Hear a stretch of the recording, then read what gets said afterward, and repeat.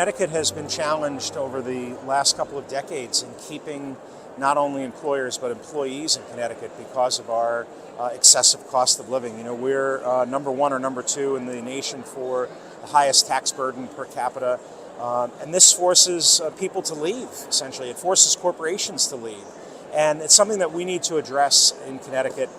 We are currently in a slightly more prosperous moment in the history of our state budget, but it's going to take some wholesale effort in our legislature to make fundamental and systemic changes to the way that we budget going forward and the way that we can ultimately reduce the tax burden not only on our citizenry but also on the corporations that want to stay in Connecticut. We should be a place that companies aspire to come to, not one that companies are looking to run away from.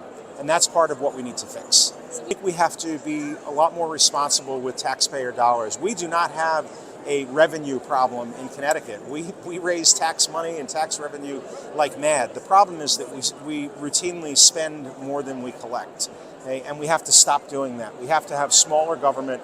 We have to have more local control and stop mandating everything from under the Gold Dome in Hartford. Tax reform in Connecticut would be a huge step forward and lower the burden on the cost of living to our citizens and our companies.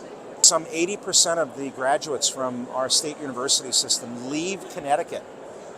These are Connecticut residents that are leaving because they can't afford to stay in Connecticut after they get their bachelor's degree.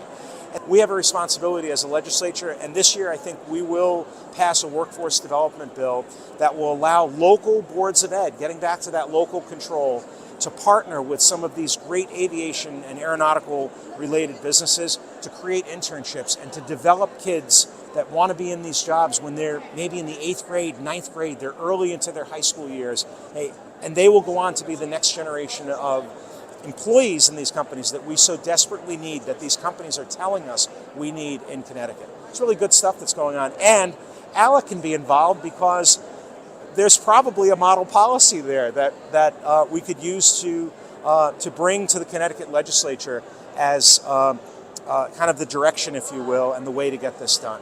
But we have so much opportunity right now, and I think this may be a good year for us to get this done.